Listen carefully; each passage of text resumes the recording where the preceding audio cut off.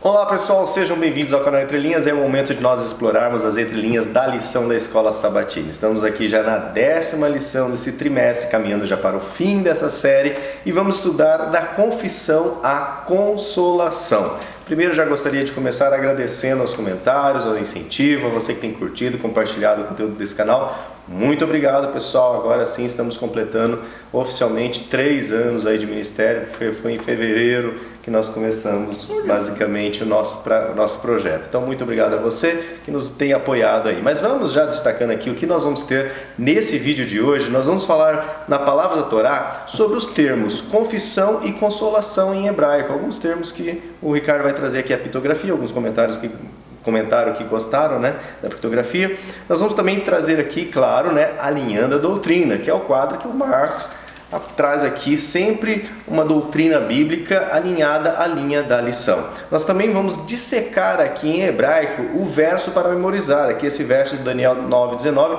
tem todas as palavrinhas lá dissecadas para você melhor entender. E vamos falar também sobre os Darius, né? Tem o Dario Medo, o persa, e às vezes você acaba, né, alguém argumentando que um decreto foi de um ou foi de outro, isso para anular talvez algumas interpretações. Então é importante conhecer essa entrelinha.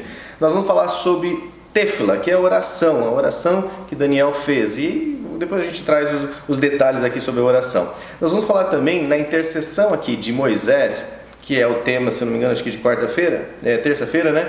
Que ele fala que para que Deus se arrependa, né? Em Êxodo 32:12, para que Deus se arrependa do mal que ele pode fazer, e é a questão, vamos estudar o que é esse arrependimento e essa palavrinha lá que nós temos. Vamos falar sobre Gabriel, o homem ou anjo, e também na quarta nós temos algumas palavras em hebraico que é a nossa especialidade, então nós vamos pegar aquelas palavras que estão aí no seu manual e vamos trazê-las aqui para que a gente possa explorar. A nossa especialidade. Especialidade do canal, né? E também, pessoal, nós vamos falar aqui em Daniel 9:26, falaremos sobre o dilúvio. Fiquem ligados, essa é uma telinha bastante interessante que nós vamos trazer hoje, para que você entenda o que é esse dilúvio que está lá na profecia de Daniel 9:26. E nós vamos aqui, como no último vídeo, nós vamos trazer aqui os calendários, que é importante repetir para vocês frisarem sobre os diferentes calendários, né, e os espectros de interpretação das datas que nós temos. Então, por enquanto, chama a vinheta.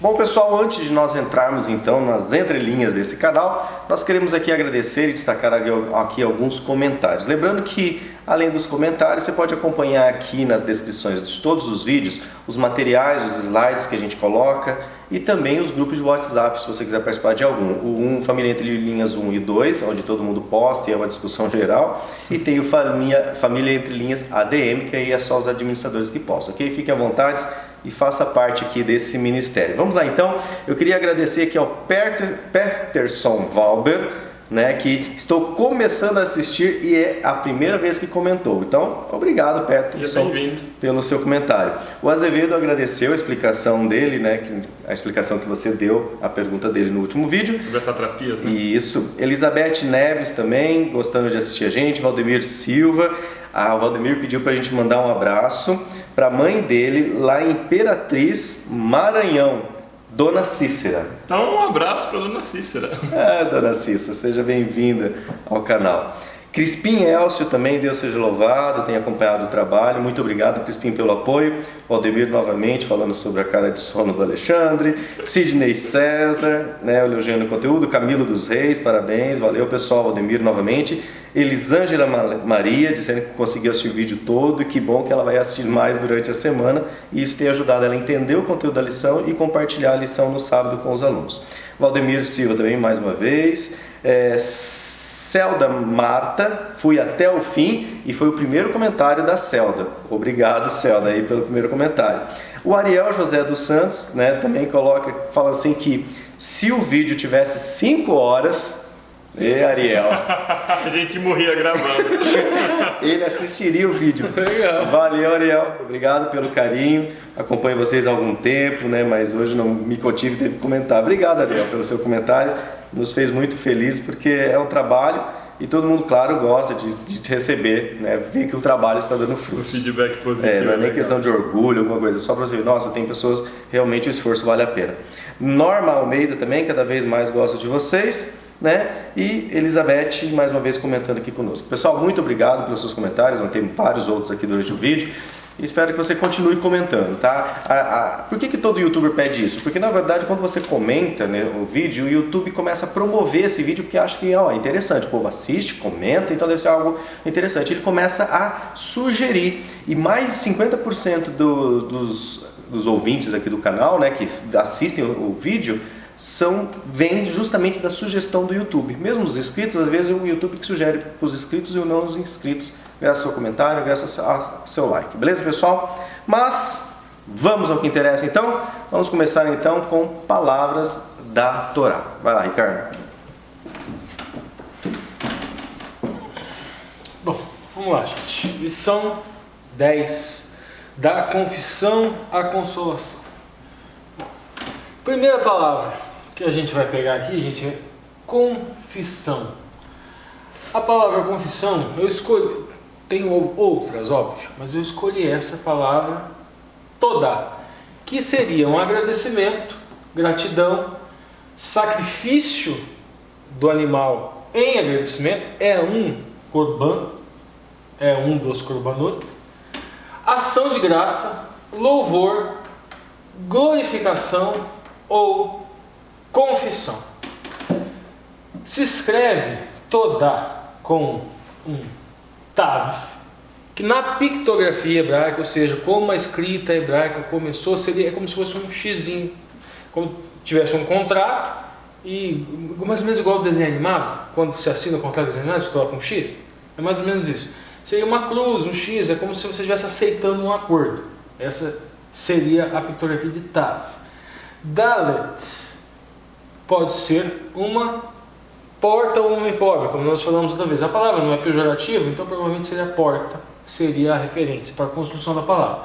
E rei é a letra de serviço, letra de contemplação. Então essa toda, no sentido de confissão ou sacrifício em agradecimento ou gratidão, seria um acordo feito à porta, aqui está parta, né? Mas é porta, feito à porta da tenda para servir.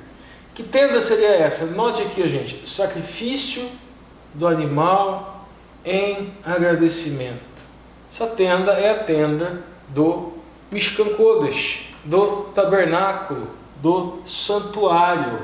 Então é um acordo, é a aliança do Eterno, feito na porta do templo, provavelmente aquele cordeirinho ou qualquer tipo de oferenda que era levada para servir ao Eterno. Isso é uma confissão. Vamos lá.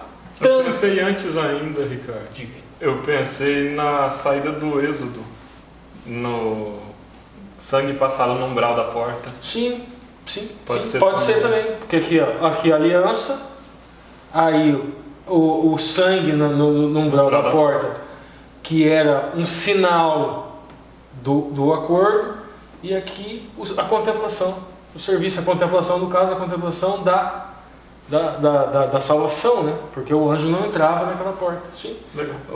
Era uma confissão, no sentido de confissão de culpa, realmente. Tanhum, que seria consolo ou consolação. Nós teríamos aqui a mesma letra, até por isso que eu escolhi essas duas, porque começa com a mesma letra. A letra Tav, eu expliquei que é um acordo. Aí nós teríamos um Nun, que seria uma semente ou um peixe. Essa é a letra de potencialidade, algo que se desenvolve, a letra do desenvolvimento. Aqui, o Het, que seria uma cerca, um muro, é a letra de proteção. E o Men, a letra da água, letra de purificação. Seria mais ou menos assim, um acordo de desenvolvimento, proteção e de purificação. Tudo isso seria o que nos consola. Santificação, na verdade, é isso. É um acordo de desenvolvimento espiritual. Se você se santifica, você se protege, porque as consequências imediatas do pecado, elas não vão recair sobre você. E, obviamente, que isso traz aqui a água, que seria a purificação do seu caráter, purificação no sentido espiritual. Agora, a imagenzinha que a gente pode construir também é essa aqui.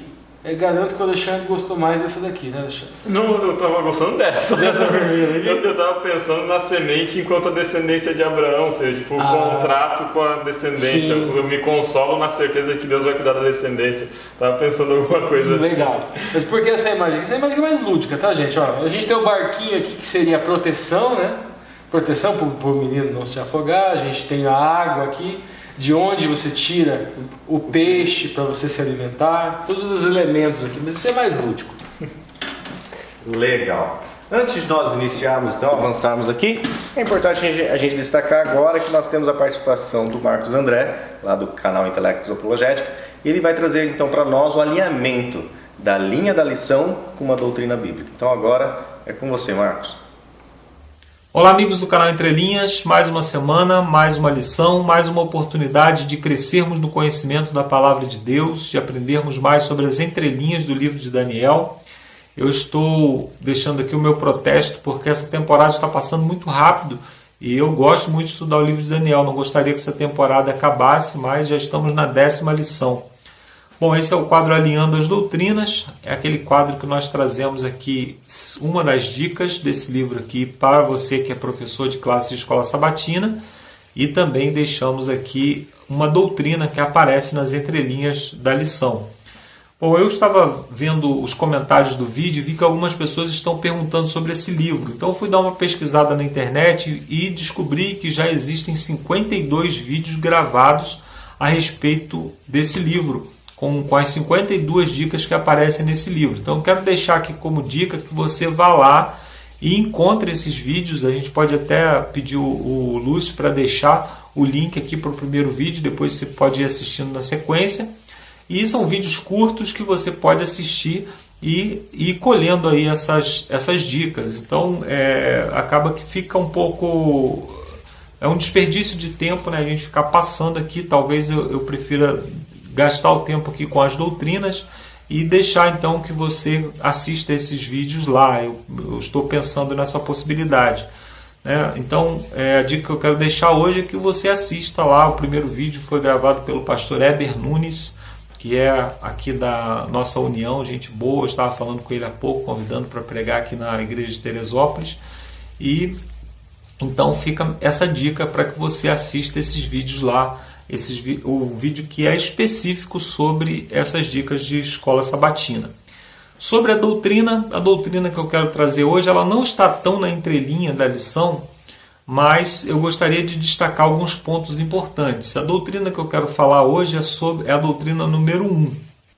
Essa doutrina ela traz a Bíblia como única regra de fé e prática. Muitas pessoas pensam que ter a Bíblia como única regra de fé e prática significa que você não pode ter outros livros, não pode ler outros livros, e muitas pessoas inclusive criticam a Igreja Adventista por causa dos livros de Ellen White. Mas isso não significa que nós não podemos ter, escrever e até ler outros livros. Pelo contrário, para fazer esse vídeo aqui eu precisei consultar vários livros, precisei consultar vários autores para poder produzir esse material. Isso significa somente que nós não podemos fazer doutrinas em cima de outros livros. Para isso precisamos crer na suficiência das Escrituras. Jesus Cristo disse: santifica-os na verdade, a tua palavra é a verdade. Jesus Cristo não disse somente que a palavra de Deus contém a verdade, mas que ela é a própria verdade. Por isso, no que diz respeito à salvação, a Bíblia é suficiente para elaborarmos as nossas doutrinas. Cremos na totalidade das Escrituras. O apóstolo Paulo escreveu: edificado sobre o fundamento dos apóstolos e dos profetas, ou seja, Antigo e Novo Testamento, de que Jesus Cristo é a principal pedra de esquina, ou seja, Jesus é o fundamento tanto do Novo quanto do Antigo Testamento. Também o apóstolo Paulo escreveu: toda a Escritura é divinamente inspirada e proveitosa para ensinar, para repreender, para corrigir e para instruir na justiça. Portanto, nenhuma de nossas doutrinas pode entrar em contradição nem com o Antigo, nem com o Novo Testamento, já que ambos são igualmente inspirados. Este texto também fala sobre a inspiração das Escrituras. Ele diz que toda a Escritura é divinamente inspirada, ou seja, inspirada por Deus. Outro texto que fala sobre isso é 2 Pedro, capítulo 1, verso 21. Nenhuma profecia das Escrituras foi produzida por vontade humana, mas homens de Deus falaram inspirados pelo Espírito Santo. Portanto, a Bíblia tem origem divina e por isso nós cremos que ela é a única fonte segura para elaborarmos as nossas doutrinas. Também cremos na primazia das Escrituras. O profeta Isaías escreveu: "A lei e ao testemunho, se eles não falarem segundo esta palavra, é porque não há luz neles." Portanto, qualquer doutrina que for elaborada sem respaldo bíblico, ela deve ser rejeitada porque não há luz nela. É muito importante compreendermos essas informações para que a gente possa saber que a Bíblia é a perfeita palavra de Deus, mas ela foi escrita no imperfeito idioma humano. O ser humano escreveu, o ser humano transmitiu, o ser humano traduziu. Portanto, em algum momento nós podemos encontrar textos difíceis de compreender, talvez por problema de tradução ou até mesmo pela forma como eles foram escritos. Assim, se nós não compreendemos bem um texto, nós lançamos aquele texto à luz de toda a Escritura e assim nós compreendemos com mais clareza. É importante compreendermos que a Bíblia ela só é eficiente na sua totalidade. Eu espero que você tenha gostado dessas informações e espero que você tenha um bom estudo até o final desse vídeo, quando eu volto com as perguntas para a discussão. Valeu, Marcos. Valeu, parceiro, aí por estar conosco aí todos esses vídeos.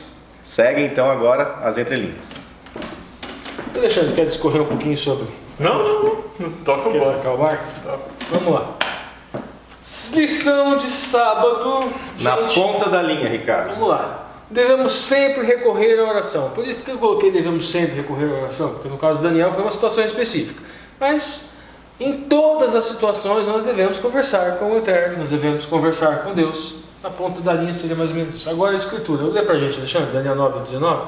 Ó Senhor, ouve, ó Senhor, perdoa, ó Senhor, atende-nos e opera sem tardar, por amor de Ti mesmo, ó Deus meu, porque a Tua cidade e o Teu povo se chamam pelo Teu nome. Isso. Primeira coisa, primeira entrelinha, gente, que normalmente o Yud, Re, Vav, Re, o nome do Eterno, sempre se utilizava no substituto Hashem ou Adonai.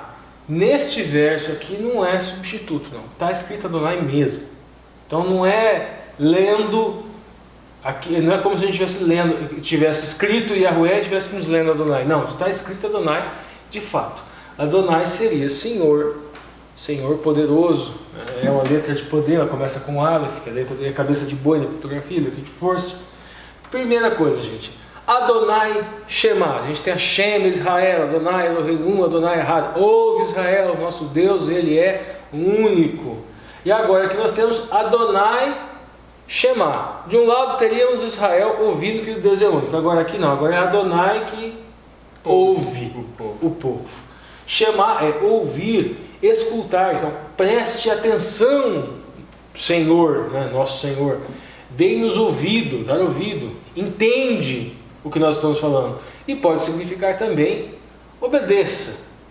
É óbvio que não é uma ordem, não é nesse sentido. Né? Nesse caso não é um imperativo. Nesse caso não é um imperativo.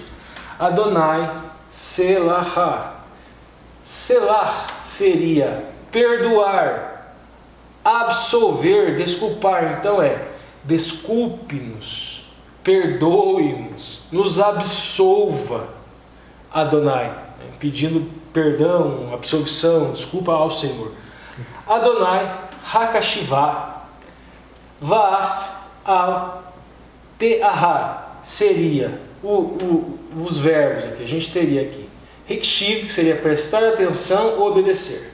Seria aqui a primeira parte. Agora, o detalhe interessante aqui, gente. Assou, está aqui, ó, elemento prefixado para trás aqui, seria fazer, realizar ou nomear. Então vamos dizer, dar nome a alguma coisa tem uma conotação com uma ação. Então quando o Eterno dá nome às coisas, nomeia as coisas, ele está agindo no sentido de ter posse, domínio sobre aquela coisa, ou transferir algo dele para aquela coisa. Quem nomeia é soberano, né? Isso, exatamente. Agora, a outra expressão aqui, terrar, arrer, seria demorar, atrasar, vacilar, hesitar. Ou seja, não hesite em prestar atenção em nós e em nos dar o seu nome, estender a nós algo que há no seu nome. Depois a gente, daí vai ter mais uma conotação mais para frente aqui, quer ver? Adonai, daí é o Shem aqui. Shem é nome, reputação, fama, substantivo gramatical, memória, nome divino. E aqui, ó, o Kará, ler, chamar, invocar, convidar, denominar, exclamar. Essa última parte do verso aqui, gente, ó, onde é que está aqui? Ó? Chamam pelo teu nome? Chamam pelo teu nome. Ó, é Shimneka Nikerá. Shem, nome ou reputação. Então, o que estava sendo transferido aqui? O que estava se pedindo para ser transferido? O nome, a reputação do Eterno, a fama do Eterno. E depois aqui o Kará é ler, chamar, invocar, convidar ou denominar, exclamar ou gritar. Interessante também que Yoshua, além de significar salvação, tem um pedacinho do nome de Yeshua, que uma das raízes é grito também. Então a salvação é como se fosse um grito. Um grito para quê? Para que nós façamos esse tipo de oração. Para que ninguém se perca. Isso, Senhor, nos dê o seu nome, nos dê a sua fama, nos dê a sua reputação. Legal. Avançando agora para domingo, a centralidade da palavra de Deus. Na ponta da linha, Ricardo. Precisamos estudar a palavra de Deus. Basicamente é isso. O autor de Alessandro quer dizer o seguinte, que existem questões contemporâneas que ela salta aos nossos olhos no sentido de quais são os perigos dessas situações contemporâneas. Nós estamos precisando muito desse tipo de coisa hoje, porque na verdade o que a gente vê muito é muitas pessoas, ou por falta de conhecimento da palavra, se posicionando de maneiras incompatíveis com o Evangelho de Cristo, ou distorcendo o Evangelho de Cristo para que a sua crença pessoal, particular, que a sua preferência pessoal prevaleça dentro da igreja, trazendo às vezes discussões que são completamente estranhas ao meio religioso para dentro da igreja, por falta de conhecimento da palavra ou de pura e simples má fé, distorcendo a palavra para satisfazer os seus egos. Seu ego, exatamente. Vamos lá, Escritura, Daniel 9:2. No ano primeiro de seu reinado, eu, Daniel, entendi pelos livros que o número de anos em que falou o Senhor ao profeta Jeremias, em que haviam de acabar as assolações em Jerusalém, era de 70 anos. Daniel 9:2. Isso, 70 anos. A primeira coisa que a gente vai ver aqui, antes de falar essa questão de 70 anos, quais 70 anos que é esse daqui, vamos lá, gente. Primeira coisa, que Dario que é esse? Aí, automaticamente, quando a gente vê Dario, a gente vê um Dario em Daniel, a gente vê um Dario lá em Esdras. Então, daí o que a gente pensa? É o mesmo Dario. Só que, aí tem aqueles que gostam de pegar a Bíblia e falar que a Bíblia tem defeitos, que a Bíblia tem erro, gostam de tirar sarro de cristão, coisa e tal. E, gente, eles falam o seguinte, olha lá, a Bíblia está errada. E pegam calendários e constroem calendários, porque a Bíblia coloca lá o Dario, no tempo de Daniel, que não tem como, porque esse Dario nasceu num outro período, ficou colocando no calendário. E a gente vai entender um pouco isso. Lembra para a gente comentar de Albert Barnes isso? O Alexandre, no primeiro ano de Dario, veja as notas em Daniel 5:31, em introdução para Esdras. Isso ocorreu antes do fim dos 70 anos do cativeiro. Tá, beleza. Elicote. Foi feito rei. A frase corresponde com tomou o reino. E mostra que Dario não era rei por seu próprio direito, mas que ele recebeu sua autoridade de outro. Isso, agora a gente começa. Joseph Benz. Esse Dario não era Dario persa, sobre o qual o templo foi construído, como alguns afirmam, para invalidar a credibilidade desse livro. Mas Dario o Medo, que viveu no tempo de Daniel e é chamado Ciaxares, o filho de Astíages, pelos historiadores pagãos. Albert Barnes vai corroborar. Pelos livros sagrados, especialmente pelos escritos de Jeremias, é suficiente responder a isso, que há toda a probabilidade que os judeus da Babilônia estivessem de posse dos livros sagrados de sua nação, e que embora o cânon da escritura ainda não estivesse completo, havia coleções particulares desses livros. Dario o persa, antecedido por Esmerdes e sucedido por Xerxes, reinou de 522 a 486. Então esse aqui é o outro Dario, né? Isso, pode continuar. E Carl Friedrich Kay, em 1857-78, identificam Dario o Medo com Ciaxai II, mencionado na Ciropédia de Xenofonte. Como sucessor de Astíages, ele era tio de Ciro o Grande através de Mandane e casou sua filha com Ciro. Por não ter filhos homens, ele entregou a Média para Ciro e teria recebido a Babilônia como satrapia aos 62 anos de idade. Então vamos entender tudo que a gente leu aqui. Primeira coisa, gente.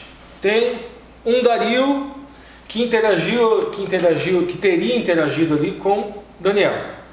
Aí alguns autores criticam a Bíblia, falam que a veracidade da Bíblia. Porque o rei Dario veio muitos anos depois. Exatamente. Só que são vários Darios. Aqui desse lado, gente, eu coloquei a cronologia dos principais reis da Pérsia. Aí teria Ciro, 539 a 530, Cambises, aí um Dario aqui. Esse Dario aqui seria Dario o Persa. Ainda teria aqui no meio aqui um falso Esmerdes, antes aqui entre Cambises e Dario. Depois desse Dario I, o Persa, 522, 436, Xerxes e Artaxerxes. Aqui foram os que brigaram com a Grécia, né? Isso, aí Xerxes aqui e Artaxerxes. Aqui é onde veio o decreto para a reconstrução da cidade. E depois ainda tem um outro Dario. Então a gente tem um Dario aqui, entre Cambises, entre o falso Esmerdes e Xerxes. Tem um Dario depois de Artaxerxes e ainda tem um Dario que estaria mais ou menos aqui, ó. Junto com Ciro. Junto com Ciro. Que mas não era rei, mas que era governador da Babilônia. Isso. Em nome do sobrinho. E era persa. E era Medo. Oh, perdão, era Medo. Medo. Esse aqui persa. E era Medo. Isso. Governando como sátrapa na província de Babilônia. Exatamente. E ele teria recebido, notem aqui esse comentário aqui, ó, foi feito rei. O que ele te fala? Ó, tomou o rei, mostra que Dario não era rei por seu próprio direito, mas que ele recebeu a autoridade de outro, de Ciro. Então aqui, ó, aqui nós teríamos Ciro, persa, que tem, segundo ele, teria dado autoridade real a esse Dario, que seria parente dele. Tio dele. Isso. E sogro. Exatamente, que seria tio dele. E sogro. Isso. Era como um casamento endogâmico. A outra coisa, que livros eram esses que Daniel estaria lendo? Esses livros, provavelmente, a gente tem agora que o comentário, que esses livros sagrados, eles estavam provavelmente na Babilônia, foram levados, e óbvio que eram os livros que teriam sido escritos até o tempo de Daniel. Não teria como ele ter acesso a qualquer um livro posterior, vamos dizer o livro de Mateus, por exemplo. Joel, Oséias. Isso. Não tem estavam como. sendo escritos praticamente. Exatamente. Então, o importante, então, daqui, pra gente, com relação a esses livros, a Torá e o livro de Jeremias. São esses dois livros que são importantes para vocês entenderem. Por quê? Na Torá, a gente tem Levíticos 26, Deuteronômio 28. A gente sempre fala aqui no canal. As bem-aventuranças do Velho Testamento. O que está lá? O que está lá? Se cumprir os meus mandamentos, as minhas ordenanças, meus estatutos, benção, benção, benção, benção, benção, benção, benção, benção, benção. Se não cumprir, maldição, maldição, maldição, maldição. Se continuar não cumprindo, 7 vezes mais. Se continuar, 7 vezes mais, 7 vezes mais. Se continuar não cumprindo, aí, dispersão. E o que houve aqui, em termos de Daniel? A dispersão. Dispersão. Foram dispersos, foram cativeiro. Cativos, exatamente. Exatamente o que aconteceu. Então a gente tem lá, Josué já falou dessa brit, né? dessa aliança. Falou, vocês não vão ter condições de cumprir essa aliança. Porque essa aliança é uma aliança condicional. Vocês, por suas próprias forças, a palavra hebraica lá inclusive é isso. Vocês não têm força por vocês para cumprir essa aliança. E obviamente que temos essa força pelo Messias. Tá, mas eles nós conseguimos. E eles descumpriram essa aliança e a consequência veio. Em Jeremias, diz o quê? Jeremias fala que em 70 anos é o tempo que duraria aquele cativeiro. Seria o tempo daquela consequência por quebrar aquela aliança que está lá no Vaikra, está lá no livro de Levíticos, está lá no Devarim, que é o livro de Deuteronômio. Ou seja, depois de 70 anos de cativeiro, o povo vai poder voltar para Jerusalém. Exatamente. E Daniel, lendo, descobriu isso. Lendo estes livros, lendo a Torá, mais notadamente, e o livro de Jeremias. E aí fica a aplicação para a gente, né? De que assim como o texto ele pode produzir tranquilidade e esperança para Daniel, ele pode trazer tranquilidade e esperança para nós hoje também, né? Quando nós estudamos a Bíblia, nós olhamos que o nosso futuro, que aquilo que está na nossa frente, não é algo incerto, inseguro, mas é algo que já está escrito. Existe tranquilidade na direção de Deus. Podemos dizer assim, gente, que os 5 primeiros livros da Bíblia e o livro de Jeremias, o estudo associado da Torá, do Pentateuco, com Jeremias, está para Daniel, assim como Daniel e Apocalipse está para nós. Ótimo. Está para nós hoje. Nós lemos o livro de Daniel hoje, o livro de Apocalipse, e nós vemos coisas contemporâneas, coisas que aconteceram e estão acontecendo, e coisas que irão acontecer. Embora também possa trazer confusão, né? Quando a gente não entende correto. E foi o que aconteceu com Daniel. Ele ficou confuso. Vamos encaminhar? Vamos. Beleza, então o que acontece com Daniel aqui? Daniel teve uma visão. A gente viu na semana passada. Até 2.300 tardes e manhãs o santuário será purificado. Aí ele vai para o texto e diz: 70 anos e o povo vai voltar para Israel. E agora ele olha para Deus e começa a orar desesperado. Poxa, eu achei que era 70 anos. Será que eu vou ter que esperar 2.300 anos para o povo poder voltar para Jerusalém? Bom, então vamos lá nos próximos slides. Segunda-feira, um apelo à graça. Na ponta da linha, Ricardo. 2 pontos da oração de Daniel, o autor quer destacar.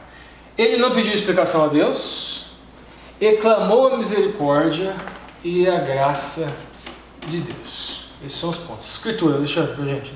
E eu dirigi o meu rosto ao Senhor Deus para buscar com oração, tefilá e rogos. Não vou arriscar não. Com jejum e saco de cinza.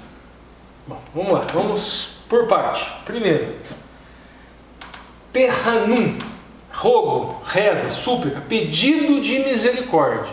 A própria palavra significa pedido de misericórdia. Ela foi traduzida exclusivamente por rogo. Pedido de piedade, pedido de clemência. Então, Terranum é pedido de misericórdia. Implorando misericórdia. Hesed é uma palavra, na pictografia, gente, ela tem um het. E na pictografia, het é a letra da proteção, é a letra da cerca. Samer é o cajado do apoio. Então, na própria pictografia da palavra, e daí a porta da tenda do Dalet. Então, na própria pictografia, nós temos 2 letras que são letras de proteção e apoio. Então, estarias pedindo Hesed, estaria pedindo isso: proteção e apoio. Me socorre, me ajuda. Isso. E agora a questão aqui, gente, da oração. Tefilá. Tefilá é prece, reza e oração. Mas há um ponto interessante aqui. A gente vê aqui Daniel 9, 4, que essa palavra, tefilá, ela está num grau verbal, hitpolei. Você leu aqui já pra gente, Daniel 9, 4? Então lê. E orei ao Senhor meu Deus e confessei e disse: Ah, Senhor, Deus grande e tremendo, que guardas o conserto e misericórdia para com os que te amam e guardam os seus mandamentos. E não obedecem à voz do Senhor nosso Deus para andarmos nas suas leis que nos deu pela mão dos seus servos, os profetas. Aqui tem um intervalo de 6 versículos. Isso.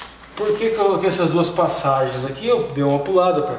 Porque nesse versículo significa o padrão de todos os outros versos. O que ele vai fazer? E o grau verbal da oração dele aqui é que nos explica. E orei, foi colocado ali no português e orei, mas o grau hitpolei, gente, aqui ó, hitpolei. Esse grau, ele significa, é quando o verbo, o sujeito, ele executa o verbo e o verbo ele é executado no sujeito, simultaneamente. Por exemplo, daí a gente olha lá, tefila, o verbo vem da raiz peléu, que significa julgar. No hitpolé é o seguinte: a pessoa julga e ao mesmo tempo é julgado por si mesmo. O verbo age nele e ele também, e simultaneamente ele atua no verbo. É associado ao hitpolé, julgar a si mesmo. a gente vê o que nesse padrão aqui que eu falei, ó, e não obedecemos à voz do Senhor. O que ele está fazendo na oração dele? Se incluindo. Não obedecemos. Ele está falando dele e do povo. Ele está julgando a si mesmo. Não obedecemos à voz do Senhor, nosso Deus, para andarmos nas suas leis, que nos deu. Ele está lembrando de Levíticos 26 e Deuteronômio 28, daquelas bem-aventuranças: se eu guardar os meus mandamentos, bênção, bênção, bênção, bênção, se não guardar, maldição, maldição, maldição. Mas tem um pedaço. E por que ele está fazendo essa oração então? Ele sabe que ele... Porque no final de Levíticos 26 e Deuteronômio 28, está lá: mas se o seu coração incircunciso se humilhar, me lembrarei da aliança, da Brit, me lembrarei da aliança feita com seus pais, com Abraão, com Isaac, com Jacó, e serei misericordioso. Ele leu aquilo, julgou a si mesmo, viu o que estava acontecendo, lembrou, ele teve a convicção de que é um Deus misericordioso e que aquela aliança lá atrás, condicional, previa a possibilidade de expiação de pecado e de misericórdia do Eterno. Estava clamando isso. Então, esta oração de apelo de graça não é pura e simplesmente assim: Senhor, me salva. Não.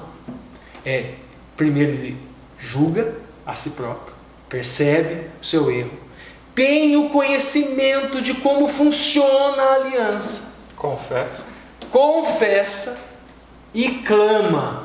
Aí a última parte da aliança, que é a parte de expiação, de conversão, de restauração. É importante a gente perceber aqui na oração de Daniel, né, o aspecto de identificação dele com o povo. Da mesma forma, nós, quando vamos orar pelo outro, tomar cuidado para não orar se colocando numa posição de superioridade, né? Mas orar sempre entendendo que nós somos partícipes da mesma condição Pecamos. de pecador. E não obedecemos. Duas outras orações que eu gostaria de associar. Uma é aquela que o autor da lição já traz, né? Que é a oração de Moisés, que Moisés ora e ora pelo pecado do povo e pela salvação do povo, intercedendo, se colocando na condição junto com o povo. E a outra oração, que é a oração do publicano, que Jesus Cristo conta numa parábola, né? Do publicano que no fundo da sinagoga batia no seu próprio peito e orava a Deus pedindo perdão e falando que ele não era merecedor, que ele não era digno. Teve lá no rito polêmico. É a situação de julgar a si mesmo. Julgar a si mesmo. A gente precisa orar e analisar os próprios erros, as próprias falhas e colocar eles diante de Deus numa condição de humildade, né? E nessa condição de humildade eu oro pelo outro, não como alguém que é superior ao outro, mas como alguém que participa das mesmas lutas e das mesmas fraquezas. E a última entrelinha aqui, que eu vou falar aqui primeiro do jejum: som, porque ele é meio preferencial. Esqueci de pintar de vermelho aqui, é de som. O jejum. Gente, aqui o jejum, o que é importante pra gente? É a finalidade do jejum. A gente já falou em lições passadas. Gente, o jejum não é só a questão de você se abster do alimento e você se sentir fragilizado em função de se abster do alimento. Não é penitência. Não é isso. Aquela refeição diária, ela era doada. Então toda lei ela tem uma finalidade por trás e ela é definida perfeitamente, que é a questão de amor. Deus é amor e o mandamento é amor a Deus, amor ao próximo. Quando a gente fala em mandamento, a gente pensa em hebraico mitzvah, tá? Aí a pessoa pega o mandamento. Sempre que você, aquela pessoa que gosta, tem um viés legalista, toda vez que você lê, gente, mandamento, a palavra que está lá é mitzvah. Só que mitzvah você pode traduzir por mandamento, mas você também pode traduzir por ato de misericórdia, ato de bondade. Mitzvah, no próprio significado do termo, é caridade. Então, eles descumpriram o mandamento. Ok? É interessante, né? Porque o descumprir do mandamento, em vários textos, a gente já viu isso em lições passadas, trimestres passados. O descumprir o mandamento não é só adorar a deuses falsos, adorar os ídolos, se prostituir diante dos ídolos, é a quebra do mandamento. Mas é também abusar do órfão, abusar da viúva, não devolver a herança, não devolver o pagamento do jornaleiro corretamente. Então fazer isso é transgredir o mandamento, é transgredir com a caridade. Podemos dizer assim, que mitzvah tem um lado formal. Por exemplo, qual que é o lado formal da mitzvah do jejum? Se abster do alimento, é o lado formal. Mas tem um lado finalístico da mitzvah, que é bondade, amor, caridade. pegava o prato e dava. Muitos obedeciam a mitzvah sob o ponto de vista formal e não obedeciam a mitzvah sob o ponto de vista finalístico. Esse é o descumprir. Aí o Eterno fala: estou farto dos seus sábados. Por que estou farto dos seus sábados? Mas o que é isso? Farto do sábado? Por quê? O sábado tem um conteúdo formal, que é 6 dias, tem a questão de 6 dias trabalharás, de você não cessar as suas atividades. Nem tu, nem teu filho, nem tua filha, nem teu servo. E tem o lado finalístico. Lembra-te do sábado para santificar.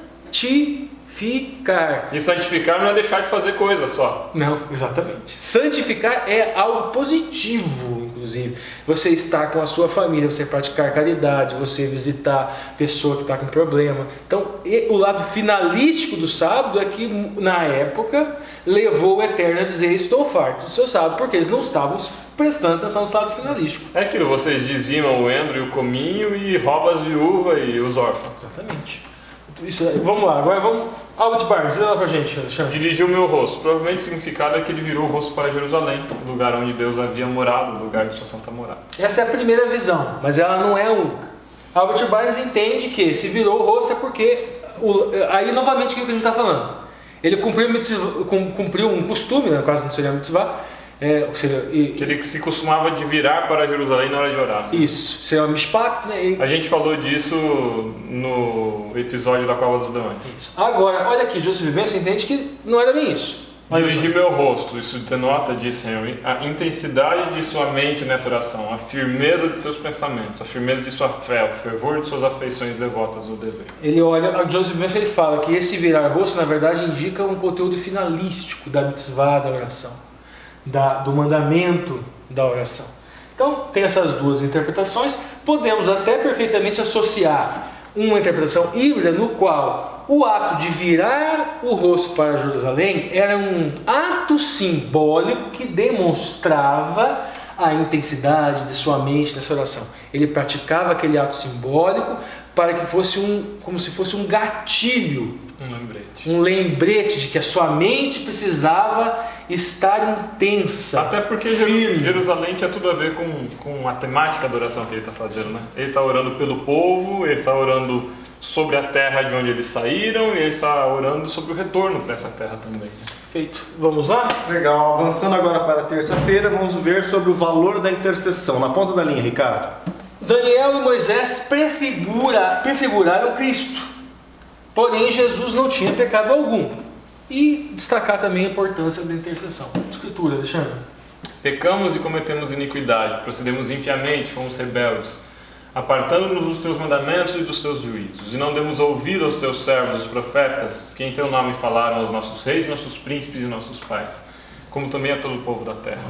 A ti, ó Senhor, pertence a justiça, mas a nós a confusão de rosto, como se vê nesses dias, aos homens de Judá e aos moradores de Jerusalém e a todo Israel, os de perto e aos de longe, em todas as terras por onde os tens lançado, por causa da tua prevaricação que prevaricaram contra ti.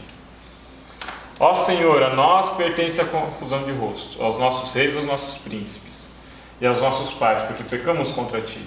Ao Senhor nosso Deus pertence a misericórdia e o perdão, pois nos rebelamos contra ele. Como está escrito na lei de Moisés, todo aquele mal nos sobreveio. Apesar disso, não suplicamos a face do Senhor nosso Deus para nos convertermos de nossas iniquidades e para nos aplicarmos à tua verdade. A gente nota aqui que continuam julgando a si mesmo. Teve lá no grau Rito Paiol, que mesma temática aqui nesse Nós não fizemos, nós fizemos isso. Mas agora começa aqui, gente, a reconhecer o que no Eterno? Olha só, justiça. Justiça e misericórdia. Hatzedaká. Tzedakah. Daí a pessoa, justiça. Aí aquela pessoa que tem um viazinho legalista, Deus é justo. Vamos lá, no hebraico, gente. Tzedek é justiça, honestidade, razão, retidão, inocência. Ou seja, a ti pertence o poder de inocentar. Salvação. A ti pertence o poder da salvação. Então, ok. Tzedek significa justiça, honestidade, razão e retidão. Mas também significa inocência. Carrega uma conotação de inocentar e salvação também. Então tem essas duas conotações. A gente vê como que essa leitura na língua portuguesa, que coloca em dois polos, coloca a coisa num polo legalista e a outra coisa num polo. Um polo é o polo da graça, o outro polo é o polo das obras. E a gente vê que nos termos, mitzvah, por exemplo, mandamento é um termo eminentemente que os legalistas gostam de usar na boca. Só que mitzvah, agora compaixão é o pessoal da graça, é o pessoal que gosta de... Mas compaixão... Só que mitzvah significa ao mesmo tempo mandamento e significa ao mesmo tempo compaixão. Justiça aqui, que é tzedakah, significa ao mesmo tempo justiça, significa salvação, inocência. É uma armadilha da dialética, né? É porque o nosso modo de pensar, ele é um modo de pensar grego, ele é ocidentalizado. E nós pensamos em termos dialéticos. O pensamento grego, ele se dá muito em termos de dialética. E que eu não falo do materialismo histórico, dialética, marxismo, não. É a dialética da filosofia grega, que é aprender a partir do diálogo de opostos, a partir do diálogo de contrários. Isso está muito presente desde do Platão, que vai contrariar espírito à matéria, né? Ideia à matéria, mundo das ideias, mundo da matéria. Aristóteles, de certa forma, vai fazer um pouco disso também. E a gente tende a polarizar todas as coisas. Então, bem, mal, certo, errado, lei, graça, bonito, feio. E quando a gente vai para o modo de pensar hebraico, a lógica é outra. E a lógica da estrutura da linguagem vai ser outra também. Então, a linguagem informa o pensamento e o pensamento informa a linguagem. Eles escrevem e falam diferente porque a estrutura do pensamento é outra, né? Na época. A gente não pode agora pegar o nosso modelo dialético de pensamento que trabalha a partir de opostos e jogar esse esquema de pensamento para cima da lógica bíblica martelada, né? Enfiar isso como se fosse uma forma. Então imagina o seguinte, expectativa de discurso. O crente que tem um viés legalista, ele encontra palavras, por exemplo, como mandamento, justiça. Ah, eu gosto dessa frase. Só que mal sabe ele, que é o que o Alexandre está escrito. Que ele pode trocar todos os lugares que está escrito mandamento por misericórdia. Exatamente. Isso. Todo lugar que está escrito justiça pode trocar por inocência e salvação. E ao mesmo tempo, se eu quero falar só de graça, é a mesma coisa. Eu vou, e todo lugar que está escrito graça e misericórdia está escrito obediência e lei. Retidão. Retidão, honestidade. Exatamente. Vamos lá, próximo. Agora aqui. Essa questão da confusão do rosto.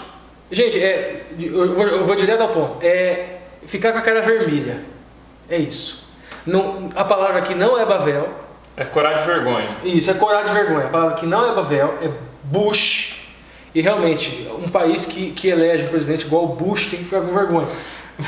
Piadinha básica. Trocadilho básico. Bush, gente. Envergonhar-se, ofender-se, ficar confuso ou decepcionar-se. Então veja bem, é ficar corado. É esse sentido, é envergonhar. Agora aqui, a outra palavra que a gente encontra aqui, agora Daniel 9:9.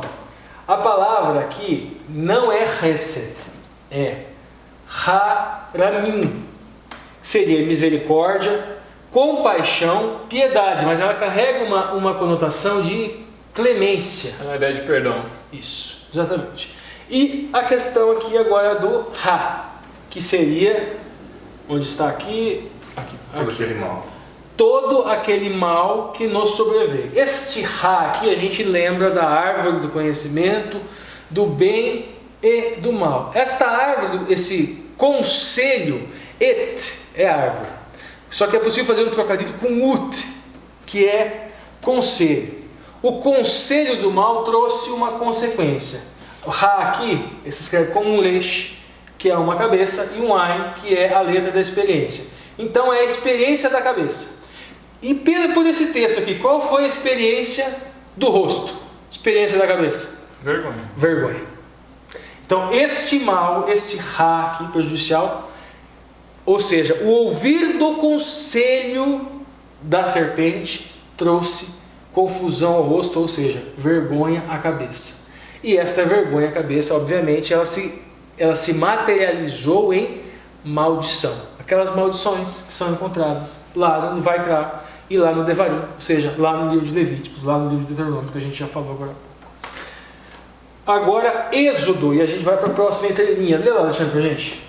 Porém Moisés suplicou ao Senhor seu Deus e disse: ó Senhor, por que se acende o seu furor contra o teu povo, que tu tiraste da terra do Egito com grande força e com forte mão? Primeiro. Porque onde falaram os egípcios dizendo... Não, depois, espera um pouquinho. Vamos aqui primeiro, porque já está aqui.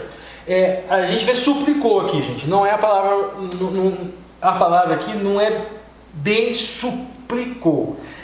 A raiz da palavra aqui é irrel, que significa ter esperança, aguardar ou esperar. Então assim, porém Moisés teve esperança no Senhor seu Deus. Aguardou com expectativa. Aguardou com expectativa e disse, ou seja, ele já, em razão dessa palavra aqui, ó, a gente entende que, podemos até dizer que é essa súplica. É uma petição que ele espera que vai ser respondida. Que vai ser respondida positivamente, exatamente, porque ele conhece a reputação, ele conhece o Shem do Eterno, de Yahweh. Ele sabe que ele é um Deus misericordioso. Então essa palavrinha aqui, ó, ele não está orando desesperado para convencer Deus. Não, ele tem esperança de que vai ser positiva a resposta. Que ele conhece Deus. Exatamente. Agora vamos para o próximo.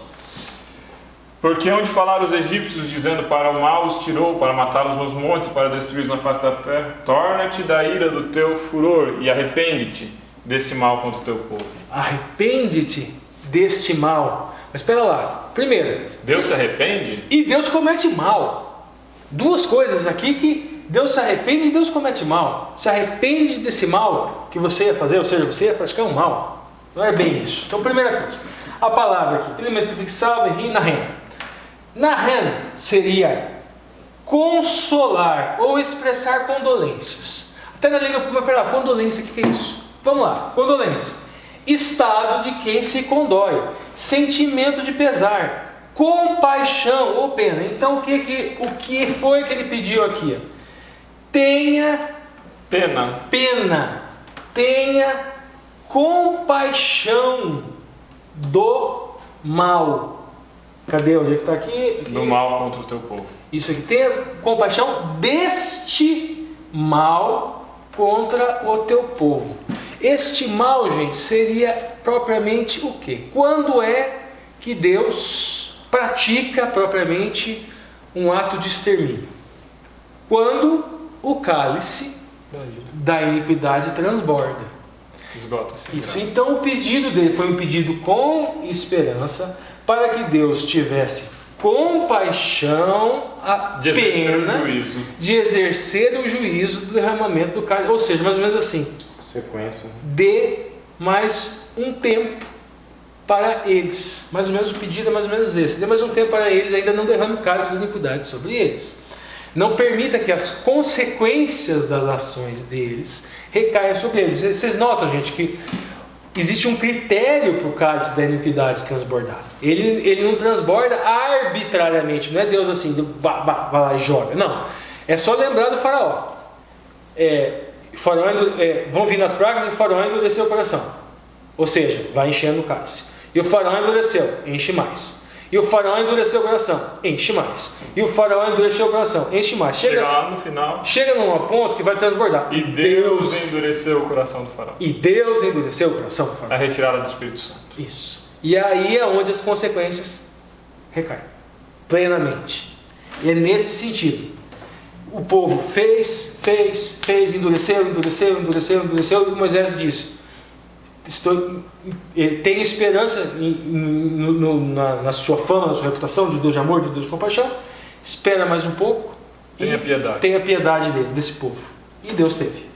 Legal, vamos avançar então. Quarta-feira agora, a obra do Messias. Na ponta da linha, Ricardo. Apenas um ser com atributos de Deus e de homem sem pecado poderia cumprir a missão do resgatador, do Goel. Escritura, Alexandre, lê pra gente. Estando eu ainda falando na oração, o varão Gabriel, que eu tinha visto na minha visão, ao princípio veio voando rapidamente, tocou-me a hora do sacrifício da tarde. E me instruiu e falou comigo e disse: Daniel, agora saí para fazer entender o sentido. No princípio da sua súplica saiu a ordem, e eu vim para te declarar, porque as muito amado. Toma, pois, bem sentido na palavra e entende a visão. Beleza.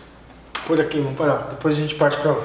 Primeira coisa, gente, primeiro ler o comentário de Adam Clarke para ficar mais claro qual é a problemática. O homem Gabriel, ou anjo Gabriel, que aparece para mim como homem, Ish, é o mesmo aqui como pessoa, a pessoa Gabriel. Porque o que acontece, gente? Lá no original está escrito com relação a Gabriel, não é Melá, não é anjo, não, é Ish. E Ish, a tradução corriqueira, é homem. Então, o homem Gabriel. Só que não é só essa tradução. Ish não é só homem, é pessoa, esposo ou alguém. Alguém, independente de alguém. Então, alguém não identificado, Gabriel, aqui foi traduzido por varão. E essa é a tradução mais comum. Isso. E alguns intérpretes dizem o quê? Que esse alguém aqui, um anjo, um homem, o homem Gabriel, ou o anjo Gabriel, como Adam Clarke fala. Thomas Cole fala, ele fala que literalmente estaria, ele coloca ele utiliza equivalência dinâmica aqui. Ele fala que a tradução seria esse cara chamado Gabriel, aquela pessoa, ou melhor, aquela pessoa ou anjo. Ele fala o seguinte, que como Ish pode ser traduzido como alguém, pode ser aquela pessoa ou anjo, alguém, sob uma forma humana. Então, como Ish pode significar alguém, poderia significar até um ser de um mundo não caído, um ser angelical, um ser celestial. Agora, outro ponto aqui. Ó, a oração que continuou sendo Tevila, tá? E agora nós vamos para Daniel 9:24 e tem alguns elementos que vão estar no próximo slide que nós vamos trabalhar aqui. Alexandre, lê agora para a gente aqui. 70 semanas estão determinadas sobre o teu povo e sobre a tua santa cidade, para extinguir a transgressão e dar fim aos pecados, e para expiar a iniquidade, trazer a justiça eterna, e selar a visão e a profecia, e para ungir o santo dos santos. Sabe e entende, desde a saída da ordem para restaurar e para edificar Jerusalém, até o Messias, o príncipe, 7 semanas e 62 semanas. As ruas e as tranqueiras se reedificarão, mas em tempos angustiosos. Então, nesse slide, a primeira coisa, gente, quando vocês lerem ungido, onde vocês acharam ungido? Tem uma palavra aqui, ungir, né? Aqui a raiz é Mashiach. E aqui também é Mashiach, porque Messias significa o ungido. Ungido. Vamos para o próximo slide e vamos ponto a ponto agora. Que é justamente, na linha da lição está mais ou menos isso. 1, 2, 3, 6 pontos aqui que a autora da lição separou. Vamos lá, o primeiro ponto, ó. Fazer cessar a transgressão. Ele fala que a palavra hebraica é pechar, correto. Beleza. Então, mas a gente vê aqui, ó. Kale, aqui a raiz é kalá, significa aprisionar, encerrar, prender, encarcerar ou impedir. E aqui pechar. Pechar é pecar, delinquir, transgredir ou rebelar-se. É levantar a mão para o alto e bradar contra o eterno. Isso é pechar. Isso é transgressão. É para impedir a transgressão. A próxima aqui a gente tem dar fim ao pecado. E aqui a palavra utilizada, o autor da lição fala o seguinte, que o verbo ulahatem tem significado de selar. Não é bem assim. A raiz verbal aqui, ulahaton, ela é hatan, que não é bem selar, é assinar, subscrever, concluir, terminar, finalizar ou fechar. E agora a gente tem aqui um detalhe interessante. São duas palavrinhas. Hataot, hatat. As duas têm a mesma raiz. E a raiz é hatat, que seria sacrifício, a vítima expiatória, sacrificada, o pecado, a transgressão e a culpa. Então nós temos aqui basicamente 3 fatores. O ato do sacrifício é hatat. A vítima que vai ser sacrificada. A vítima sacrificada é hatat. E a finalidade da mitzvah, que é, no caso, pecado, a transgressão, expiar o pecado, expiar a transgressão, também é hatat. O pecado em si também é hatat. Então a gente tem aqui finalizar, podemos dizer que finaliza o sacrifício, mas não finaliza só o sacrifício. Finaliza toda a dinâmica que existia, né? Finaliza o pecado. Então cessaria tanto o ato de expiar pecado através do cordeiro, como o pecado em si. Próximo. Agora aqui a gente tem lá, trazer justiça, eu já falei. A palavra tzedakah, olam, já falei que é justiça, mas ela também é a justiça, retidão, honestidade, mas também é salvação, inocência. E olam, a gente já falou em outras vezes, ela é eternidade, mas ela pode ser tanto no sentido temporal, quanto no sentido espacial, é uma justiça para todos, ela é para sempre, universal. Ela é para sempre e ela é para todos.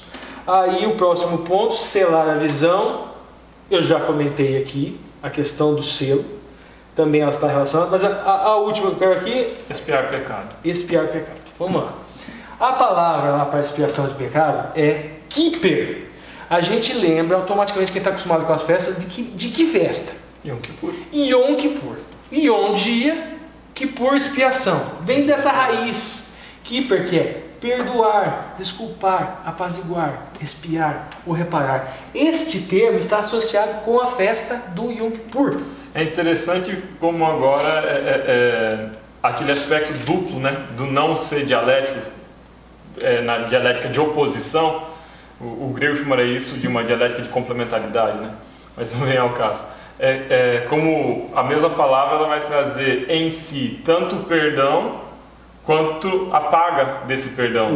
O reparo. O reparo. Então as duas coisas elas vêm juntas, o perdão e o restabelecimento da relação e o pagamento pela culpa. E o apaziguar aqui, o apaziguar a rib, né? a disputa, ou a contenda, melhor dizendo. A contenda entre o Eterno e o seu povo. Também, kippur. E a expressão para pecado aqui é avon, pecado, delito, iniquidade. Viu? Por isso não pode usar avon. Tem gente que não usa helmas porque fala que é pecado, porque hell é inferno e mens é homem, então helmas seria o homem do inferno, né? E agora não pode usar avon também, porque avon significa pecado, delito, iniquidade. É o caso da Superbom começar a fazer os produtos da Avon, então. Olha só. Lúcio, quer fazer um comentário? E a maionese da Superbom não pode chamar helmas. É verdade. Não, nem por direitos autorais, nem por causa do... Não, eu ia colocar, né, estudando tudo em hebraico, que ele falou sobre a interpretação bipolar que a gente tem separado, né, de antíteses, que a palavra em hebraico está me parecendo um pouco do estudo de física quântica, né, onde o mesmo termo, visto de diferentes dimensões e momentos, é diferentes coisas. Ele tem coisa até parece contraditória, mas que se complementa dentro do pensamento hebraico. Por exemplo, a luz, né? A quanta, é onda ou é partícula? Ela é onda e ela é partícula. Exato. A filosofia ocidental, a filosofia grega, aquela que eu falei que é influenciada pela categoria de dialética, ela dá conta disso. Só que ela não dá conta na superficialidade daquilo que a gente discute no dia a dia, porque a gente só pensa dialética enquanto termos de oposição, né? Tese e antitese. Só que existe uma ideia de dialética enquanto síntese, em que a síntese traz em si tanto a tese quanto a antítese. Isso, que é difícil então, para nós entendermos isso. No dia a dia nós não trabalhamos isso. Na filosofia a gente vai trabalhar, então tem uma ideia de uma dialética de complementaridade, de que os elementos estão trazendo em si o seu contrário. A diferença é que aqui, na palavra grega, a gente pode colocar dois termos que se complementam e que se apresentam como opostos numa totalidade.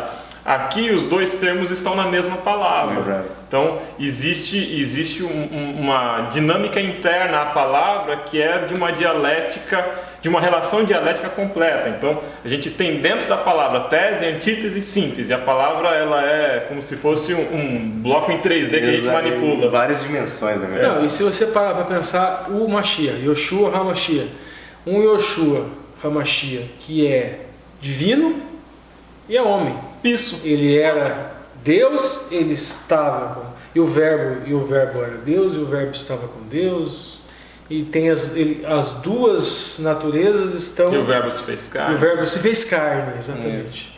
E aquele que, não julgando por usurpação, seria igual a Deus, esvaziou a si mesmo, se fez homem e morte de cruz. Morte de cruz. Dá para entender muita coisa agora na Bíblia, né, pessoal? Só aproveitando que eu apareci aqui, então... Logo mais, eu esqueci de anunciar lá no início, nós teremos aqui as perguntas para discussão também com o Marcos André, tá bom? Seguindo agora. Seguindo quinta-feira. Não use Avon. Quinta-feira, calendário profético na ponta da linha, O Ricardo. calendário profético nos dá esperança na salvação no Messias. Agora chegamos nas 2.300 tardes e manhãs, 70 semanas, e como todo mundo já está careca de saber isso, a gente não vai entrar em tanto detalhe assim. Então, tá bom, acabou o vídeo, tchau pessoal. Deixa eu ler a escritura pra gente. 70 semanas. Eu ia arriscar ler, mas não vou. Shavuim Shivim. Shavuim Shivim. Shavuim Shivim. Isso. Estão determinadas sobre o teu povo e sobre a tua santa cidade, para extinguir a transgressão, e afim aos pecados, para expiar a iniquidade, trazer a justiça eterna, selar a visão e a profecia, e para ungir o santo dos santos. Sabe e entende, desde a saída da ordem para restaurar e para edificar Jerusalém, até o Messias, o príncipe, 7 semanas e 62 semanas. As ruas e as tranqueiras se reedificarão, mas em tempos angustiosos. Isso. Então vamos lá. Primeira coisa, gente. 70 semanas aqui. O que acontece aqui? Essa expressão aqui, ó, é utilizar a expressão shavuim. A palavra comum para se utilizar em hebraico para semanas é shavuot. Qual que é a diferença? A diferença estaria no elemento sufixal, que se utiliza shavuot, elemento sufixal feminino, do plural, semanas.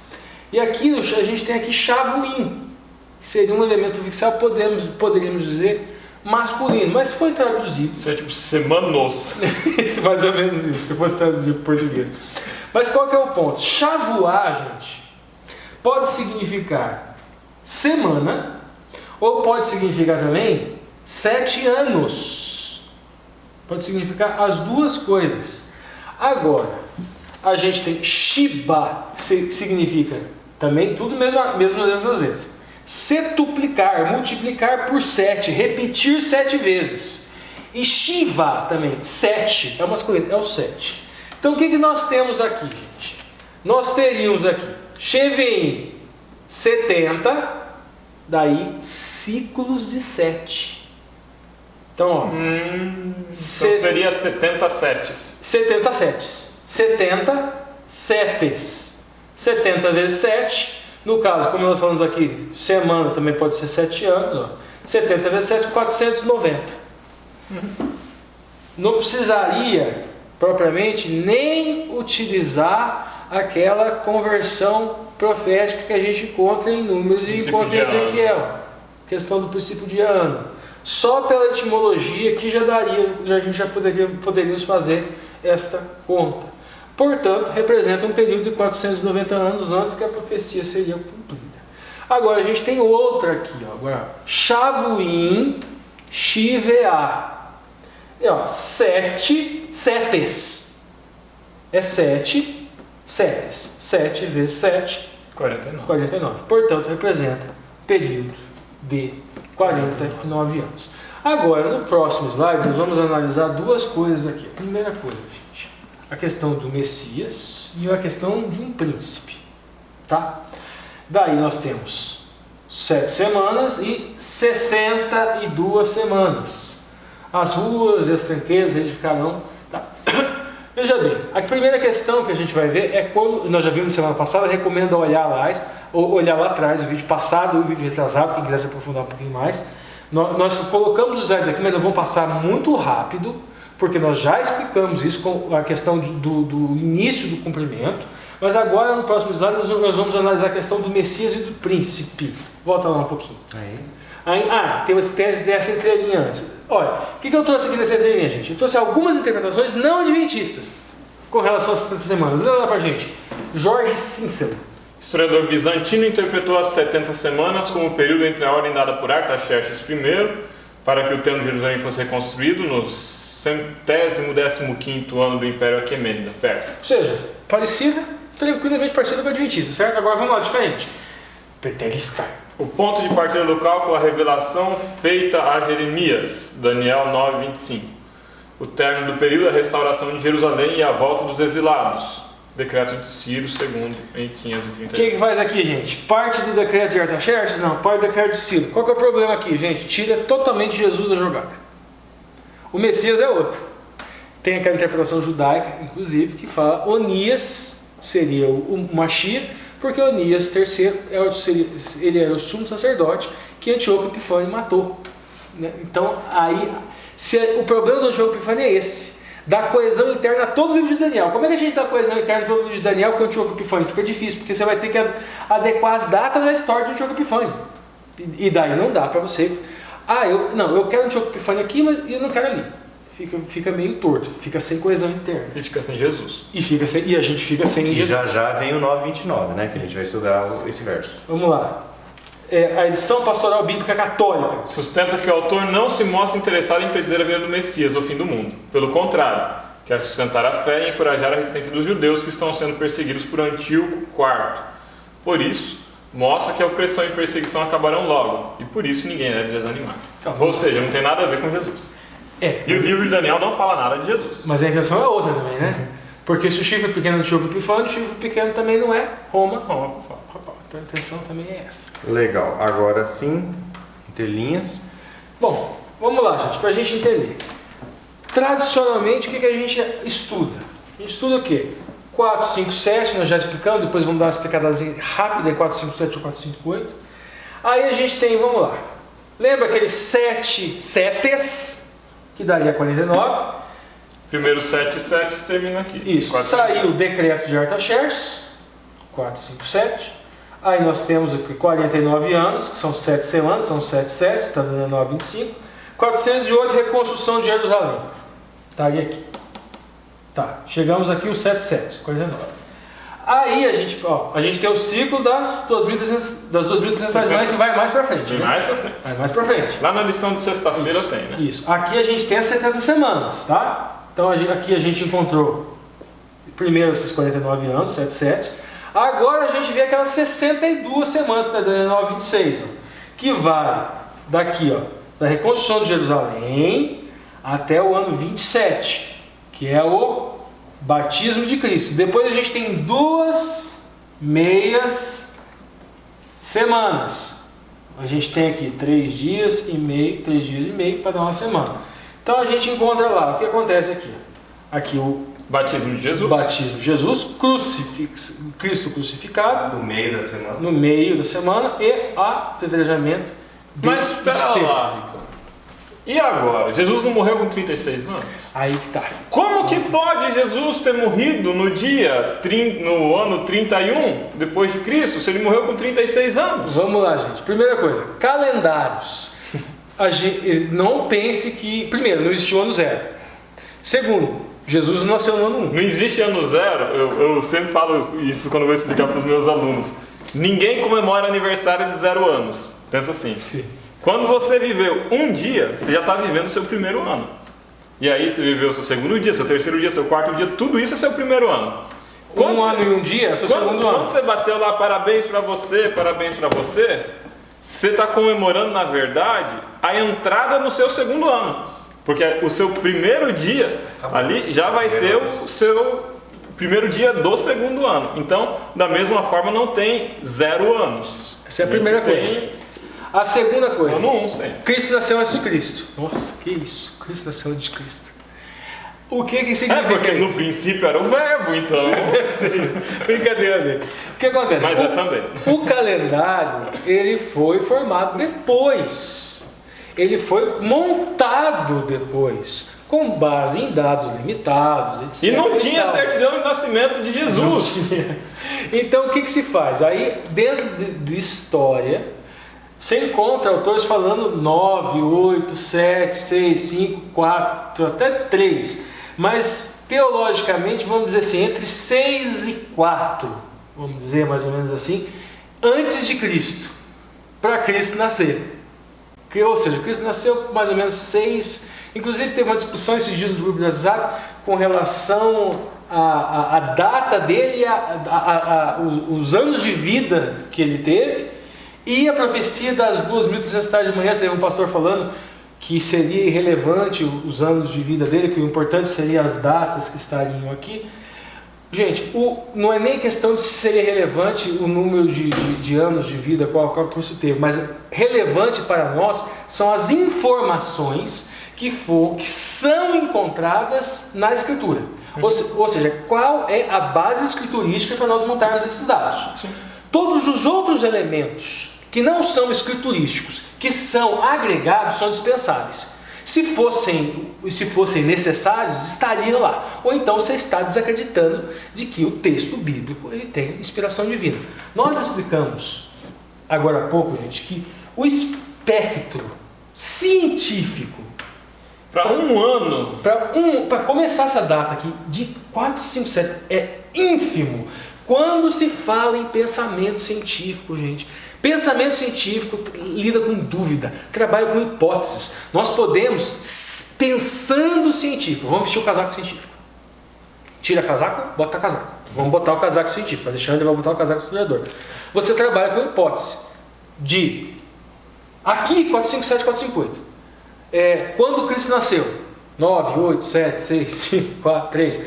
Teologicamente se aceita mais ou menos o quê? 6, 5, 4. Jesus existiu mesmo? Aí isso é relevante. Não, mas se eu tiver com o casaco de historiador... Ah, sim, não, aí você trabalha com dúvida. Sim. Exatamente, agora tirando os casacos do historiador, vamos trabalhar com fé. A linguagem, ela é inferior à linguagem científica? Não. Mas as responsabilidades são outras. Na teologia eu tenho responsabilidade com a fé e com o texto bíblico. Na história, na ciência, eu tenho responsabilidade com os indícios, com o método. E eu parto do pressuposto que o texto bíblico é inspirado. Na visão teológica, na científica, eu não vou partir desse pressuposto. Não vou pressupor isso. Ok. Mas um exemplo de como fica quando a gente aplica a visão científica para a Bíblia, a ferro e fogo, é a gente tirar, por exemplo, o livro de Gênesis da autoria de Moisés. Sim. Se eu pego a ciência e muitos linguistas, muitas pessoas que vão estudar a Bíblia, vão fazer uma hermenêutica nesse sentido, se eu for utilizar a linguagem científica para interpretar o texto bíblico, Moisés, por exemplo, não escreveu Gênesis. E dentro do livro de Gênesis você vai ter 3 ou 4 narrativas diferentes, tanto que é por isso que você vai ter 2 histórias de relato da criação do homem em Gênesis que são diferentes. E, na verdade, o livro de Gênesis foi um compilado de narrativas que foi construído muitos anos depois de Moisés. Já depois do cativeiro babilônico, pode ter sido, inclusive. Pode. Isso, pessoal, é quando a gente pega a ciência e usa a ciência para martelar em cima da Bíblia.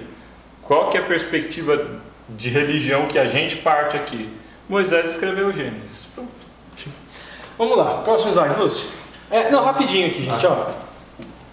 Do decreto até reconstrução, até daí surgimento do Messias, onde ele começa o seu ministério.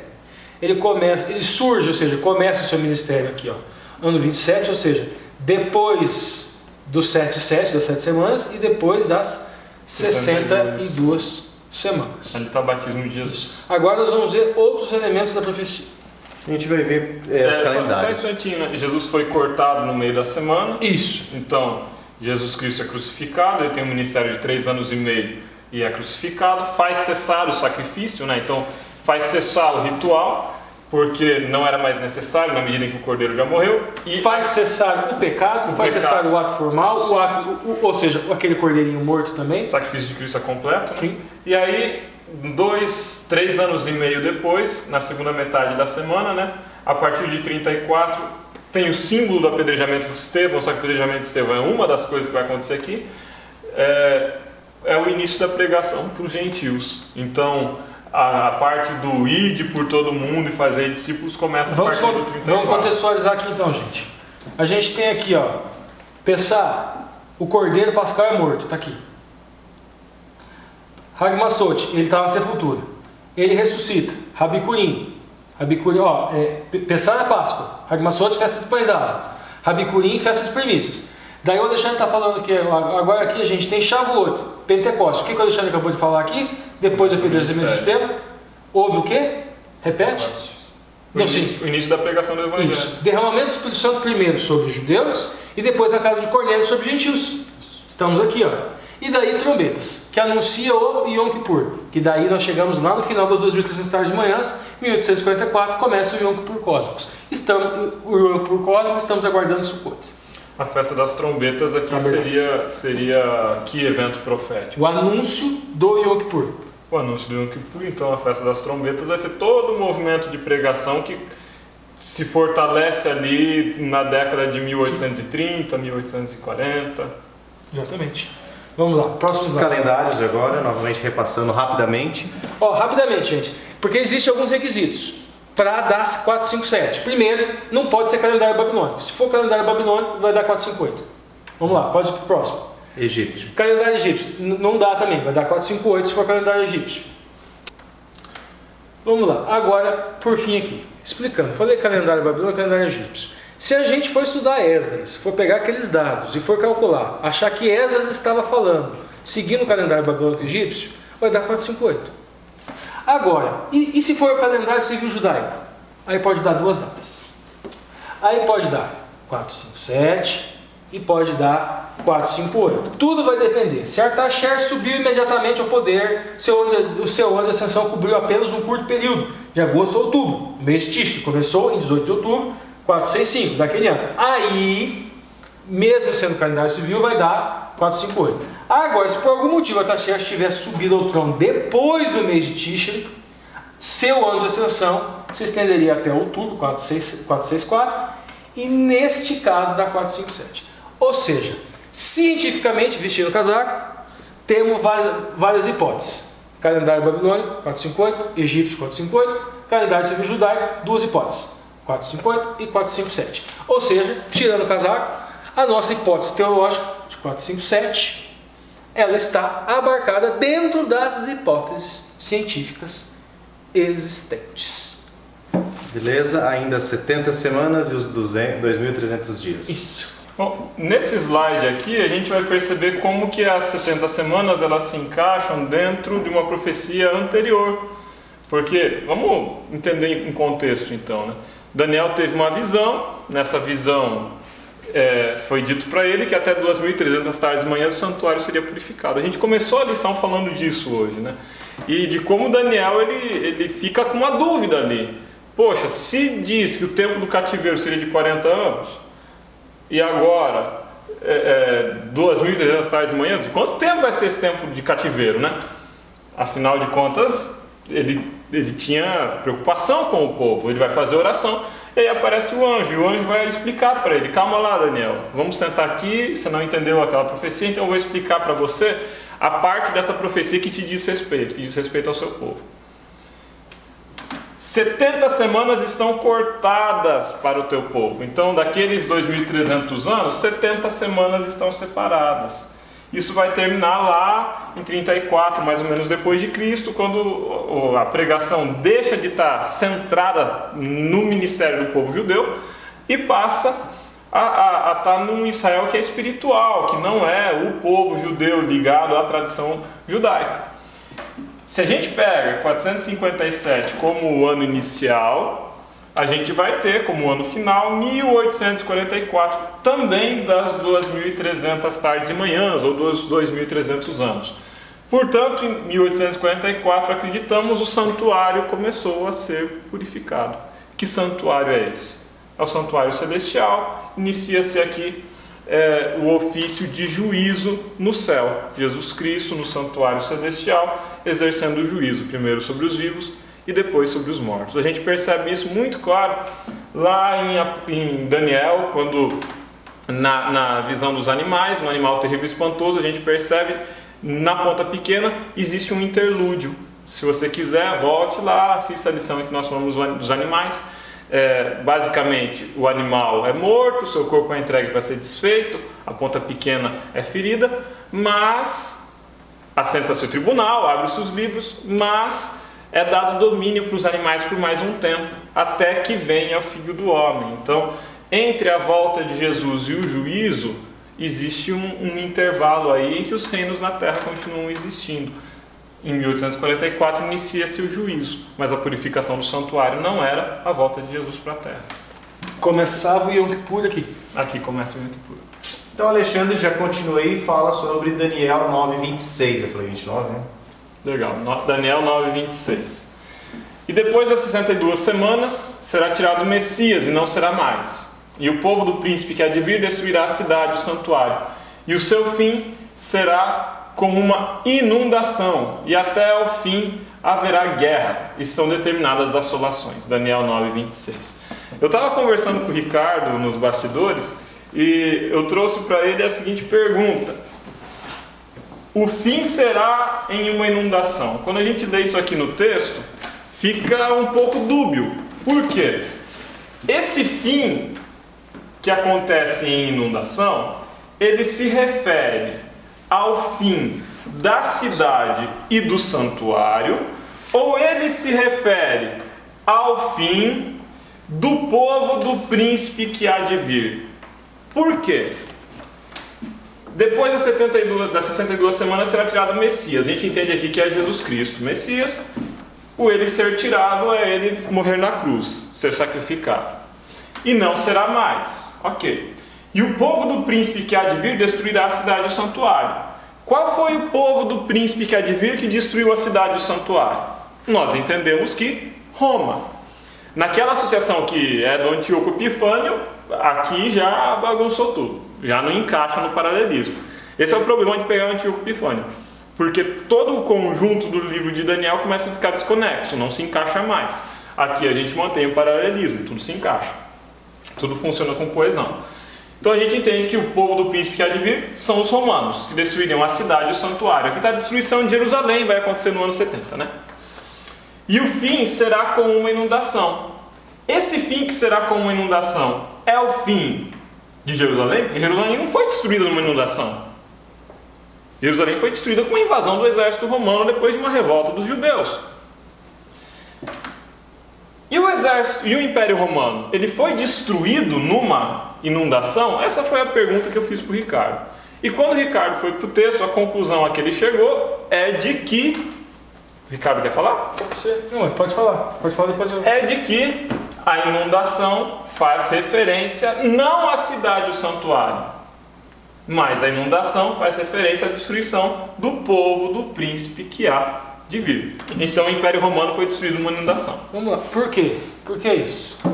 Quando a gente olha o texto aqui, ó, em português, o que a gente vê aqui no texto? Ó? O sujeito está oculto, né? A gente vê a palavra destruição, destruirá a cidade do santuário. E aqui a gente vê a palavra fim. Só que no texto em hebraico, essa palavra aqui, ó, é ketz, fim, termo ou destruição. Então, há uma destruição que se aplica a alguém aqui, e a outra palavra aqui, ó, destruirá, nós encontramos aqui, ó,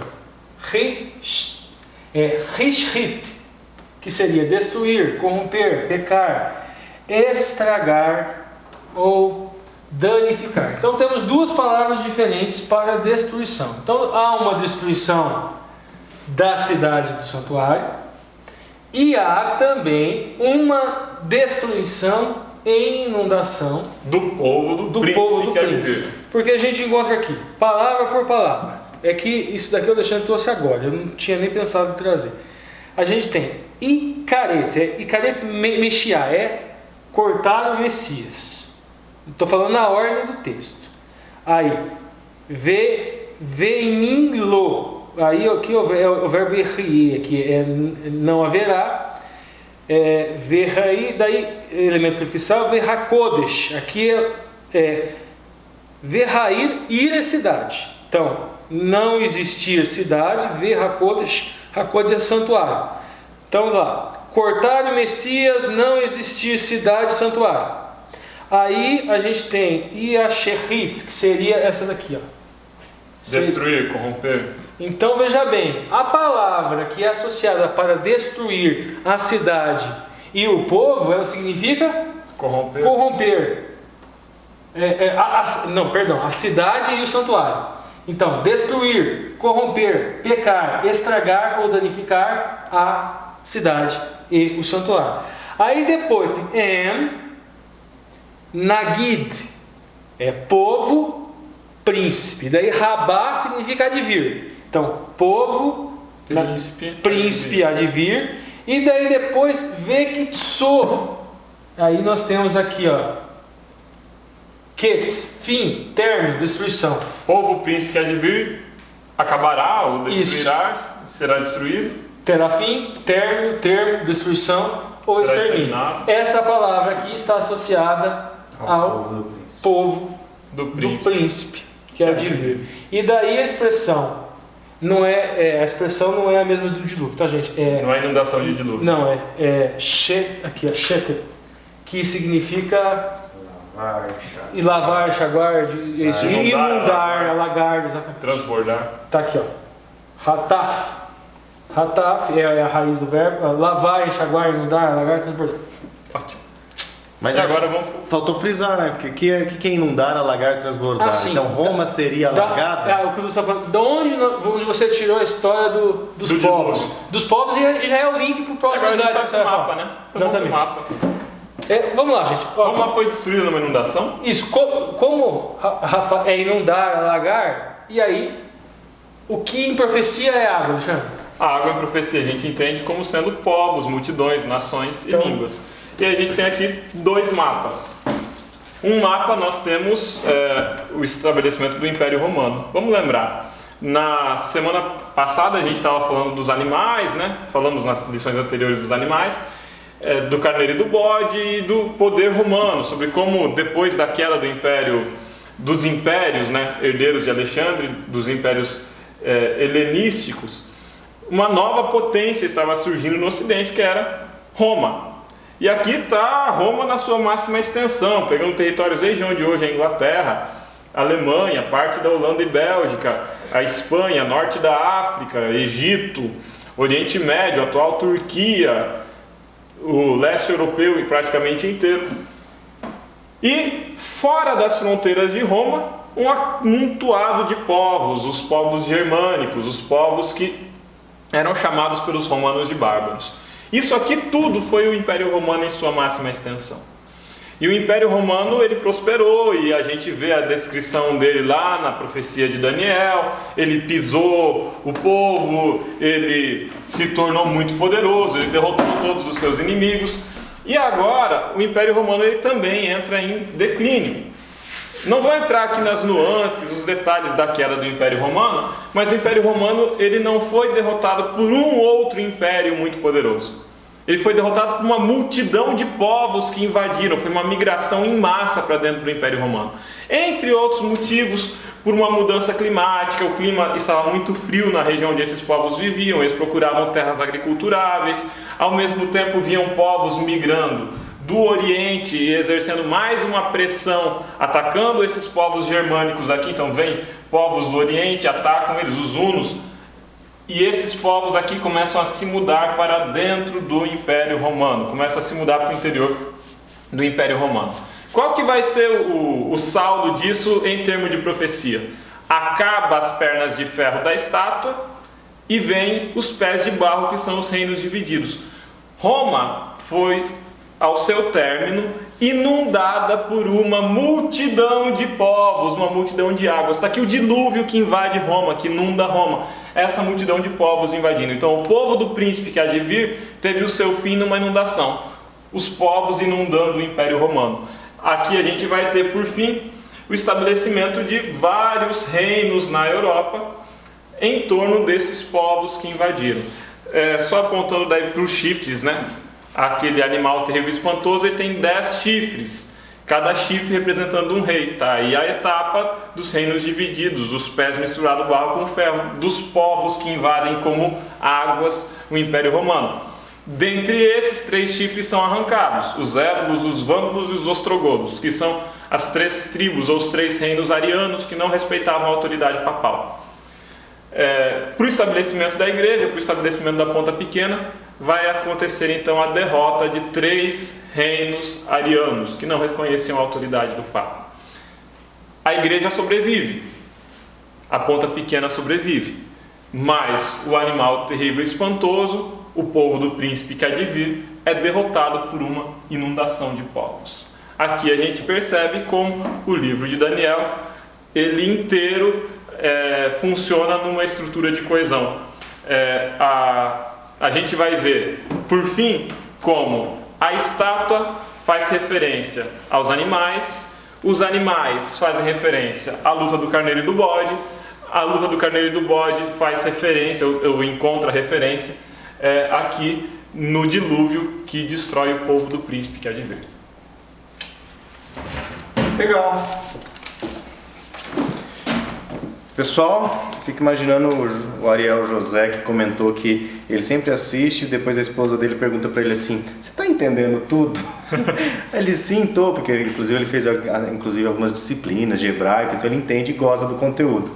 Então o Ariel vai ter muito trabalho com a esposa dele nesse vídeo, né, então pessoal? Então vamos fazer uma coisa, gente. Só pro admin agora. Pode falar, Lúcio. Dá um tchauzinho, pessoal. Dá um tchauzinho. Falou, pessoal. Só pro admin. Vamos aí. Bom, pessoal, não terminou ainda, tá? Nós teremos agora, para finalizar, as perguntas para discussão que estão aí na sexta-feira. E quem traz esse conteúdo para nós é o nosso parceiro, nosso companheiro aí, o Marcos André. Com você, Marcos. Olá, amigos do canal. Chegamos ao final de mais uma lição, chegamos ao final de mais um vídeo e agora vamos para as perguntas para a discussão que estão no estudo adicional.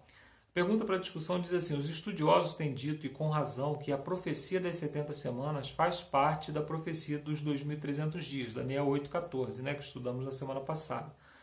Até certo ponto, as duas são realmente uma profecia. Por que eles dizem isso? Quais evidências respaldam essa afirmação? A estrutura do livro de Daniel é: Daniel 2 tem uma profecia, Daniel 7 vem uma outra profecia, mas que trata do mesmo assunto, apresentando alguns detalhes adicionais. Daniel 8 trata do mesmo assunto, apresentando alguns detalhes adicionais.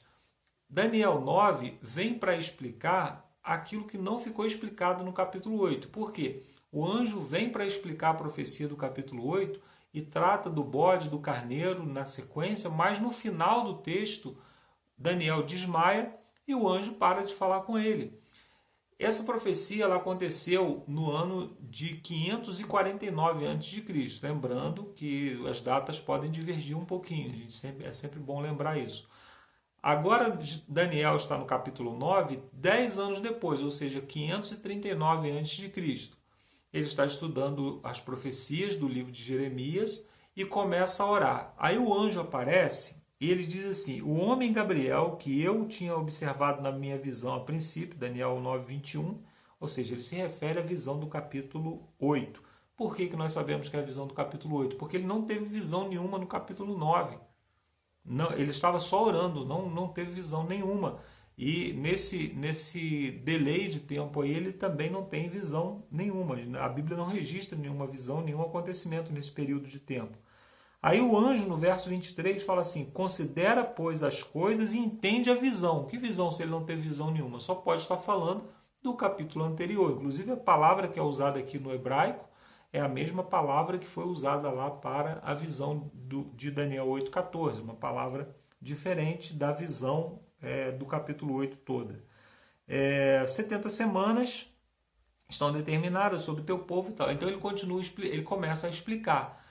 E essa palavra determinada ela só aparece aqui nesse texto, não aparece em nenhuma outra parte da Bíblia, mas a literatura judaica aparece essa palavra como cortada.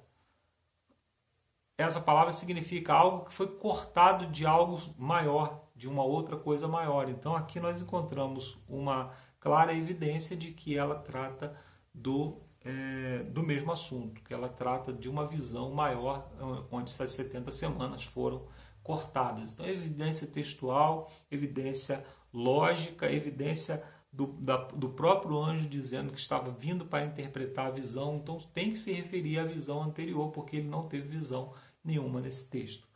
Pergunta número 2 diz assim: como a oração de Daniel nos ajuda em nossa vida de oração intercessória? Olha só, irmãos, nós estamos no grande conflito. O grande conflito significa que todos os dias nós saímos de casa no mundo que é governado pelo príncipe desse mundo. Jesus Cristo chamou Satanás de o príncipe desse mundo diversas vezes. Existem pessoas que não oram por si mesmos, eles saem de casa e não oram pedindo a proteção de Deus. Se você não orar, se eu não orar por essas pessoas, elas vão sair pisando no território do inimigo, onde o inimigo governa. Então nós precisamos interceder para que Deus possa agir. Deus precisa judicialmente da nossa oração para agir na vida dessas pessoas. Não se esqueça jamais de orar por aquelas pessoas que não oram por si mesmas.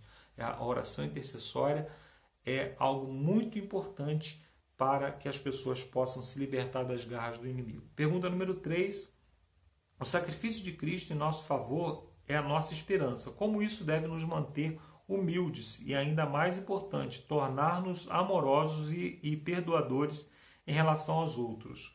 O que Lucas 7, 40 e 47 nos ensina. Então, Lucas 7 está falando ali daquele homem, né, que foi perdoado de uma grande dívida, mas saiu dali cobrando umas dívidas pequenas com outras pessoas. E aí aquele que havia o perdoado se revoltou com ele, né? Quando nós entendemos, eu gosto muito de uma história que tem na Bíblia, que é a história dos 10 leprosos, e ali havia um samaritano entre eles. A doença, a lepra que os tornava imundos, fazia com que judeus e samaritanos vivessem juntos. Observe que, se nós reconhecermos que nós todos somos pecadores, nós não vamos ter essas divisões mais. É esse pessoal do mundo, aquelas pessoas lá. Nós somos pecadores em tratamento, assim como eles também são pecadores em tratamentos. Nós, pela nossa condição de pecado, estamos afastados de Cristo. O que nos difere é que Cristo nos perdoou os pecados. É isso que vai nos levar para o céu. Então nós devemos nos manter humildes. O exemplo de Daniel é muito importante, porque a Bíblia em nenhum momento ela atribui pecado a Daniel. Somente na oração, quando o próprio Daniel ora e pede perdão pelos seus próprios pecados e se assimila com o pecado do restante do povo. Ele poderia estar dizendo: Senhor, eu sou santo, estou aqui orando, enquanto que o povo que pecou lá no passado. Não, ele se assimilou com o pecado das outras pessoas. Nós precisamos entender que somos pecadores. Cristo nos chamou não para julgar, não para sermos melhores que outras pessoas, mas para poder chegar para o pecador e falar assim: olha, eu sou tão pecador quanto você e Deus me aceita. Ele aceita você também. A pergunta número 4 diz assim: as Escrituras foram centrais à oração de Daniel e à sua esperança. Afinal, a nação havia sido barbaramente derrotada, devastada, exilada. Todavia, ele acreditava que o povo voltaria para o lar. Onde ele poderia ter obtido essa esperança a não ser na Bíblia e nas suas promessas? O que isso nos revela sobre a esperança que também podemos ter na promessa da palavra? Nós também estamos aguardando a volta para casa. Devemos orar incessantemente, pedindo a Deus que nos resgate desse mundo de trevas, dessa Babilônia de trevas, para que possamos voltar para o nosso lar. Que essa seja a nossa oração todos os dias. Eu convido você para orar pedindo nesse sentido, nesse momento, junto comigo. Vamos orar? Santo e bondoso Deus, muito obrigado porque o Senhor nos encontrou no mundo de trevas, nos perdoou e nos chama a habitar contigo por toda a eternidade. A tua palavra nos diz, Senhor, que na tua casa existem moradas onde nós vamos habitar por toda a eternidade. Te pedimos, Senhor, pela tua graça e pela tua misericórdia, que o Senhor nos perdoe, não só agora, mas no dia do nosso julgamento, lá no juízo. Te pedimos também, Senhor, que o Senhor perdoe e liberte aquelas pessoas que estão nas garras do inimigo, para que essas pessoas também possam sentir o poder da influência do Espírito Santo. Te pedimos e te agradecemos por tudo que o Senhor tem feito por nós. Enche-nos do teu Santo Espírito para que possamos proclamar as tuas verdades nesse mundo. É o que te pedimos por Jesus. Amém. Obrigado, irmãos, e até a semana que vem. Valeu, Marcos. Obrigado aí por você participar. Tem 2 quadros, manter ele todas as semanas. Obrigado pela sua oração. Obrigado por você que também que assistiu. Hashtag fui até o fim, fui até o Marcos, fui até o encerramento, a musiquinha final. Muito obrigado, porque você é um guerreiro mesmo e gosta de estudar a lição da Escola Sabatina com muito conteúdo. Valeu, pessoal. Um abraço e até a 11ª lição. Fiquem com Deus. Tchau, tchau. Tchau, tchau.